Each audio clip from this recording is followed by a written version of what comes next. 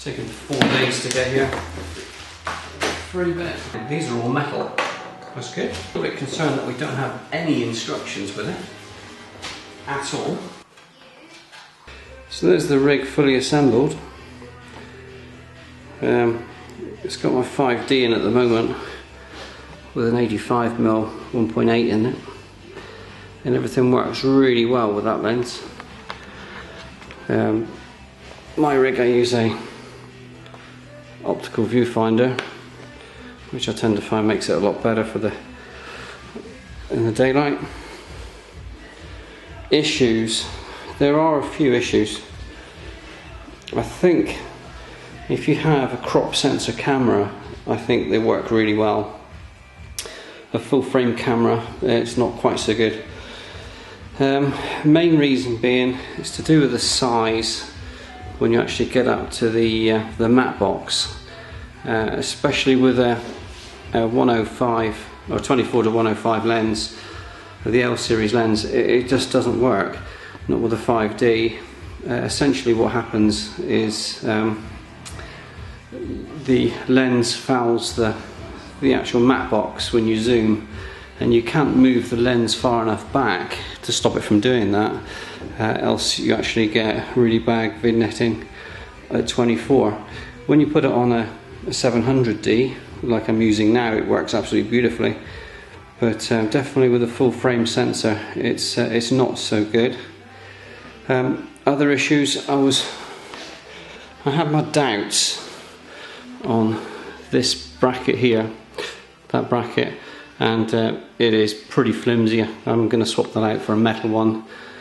I think if that was an aluminium unit, it would be far more sturdy. Other issues, it's actually quite good, to be honest. As for robustness, I could quite happily lift it up with this top handle. I could even lift it with my little, well, it's only a baby tripod, but I could lift it with the tripod on as well, and it wouldn't be a problem at all. Configurations, I've played around with a few already.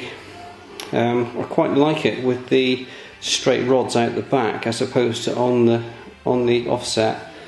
It seemed to make it a lot more sturdy when I did that. The follow focus is very good. There's hardly any kind of play in it at all. I don't know if I can actually get this on the camera. See if I can bring it back, open up a bit. It's actually it's not focusing particularly well. There we go. There's absolutely no play in it at all, which is very good. In fact, there's more play obviously in the handle if you use the handle. The great thing about this is, on the 85 anyway, it's pretty much, because you've got the soft stops on them, you can set the actual lens so you've got a full throw. There you go, it's a full throw. There's one focus set, so it's very easy to pull your focus back, knowing full well you've got pretty much handle to handle. And that was a slight issue I actually had as well, was the alignment of the handles. Now I believe it all varies if you just move your handles across, but when I set it up originally, my handle actually fouled on the handle on the front. Minor fix, no problems at all. Yeah, it's actually quite good. The matte box is quite flimsy, as you'd expect, because it's made of plastic, but it's very functional. So all the actual guards are metal. Apart from the bracket, which seems to wobble a little bit, it seems to be fine. Other issues, so they mainly seem to be due with the matte box fitment, to be honest. If you put a filter in and try to rotate it, if your filter is too far down in the slot, it'll foul on your bottom bars. That's a consideration if you're using a polarizer, but for like a gradient filter it's not a problem at all. I'm actually quite happy with it, to be honest.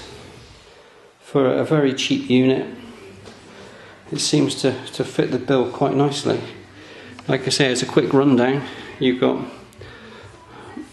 metal French flag, metal barn doors, obviously it's a plastic matte box but with a metal insert, metal rods, and with this kit you get metal handle grips and the droppers as well.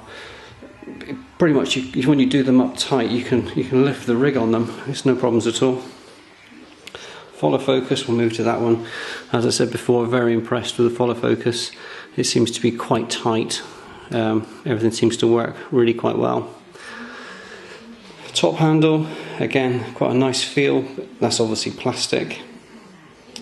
Yeah, these are plastic. They've got a bit of bend in them, but not a lot, to be honest.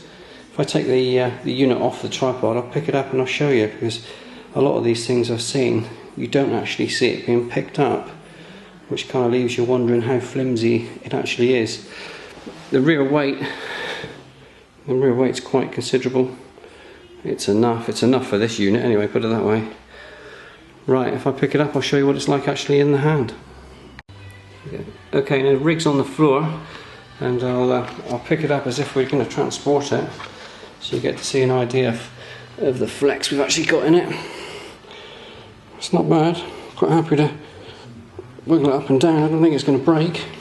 Say the mat box shakes a bit, but the actual camera itself is well, the rig itself is actually quite nice. If it wasn't for that plastic offset, I think it would be incredibly robust, really. I'll give you a rundown. Didn't take very long to put together.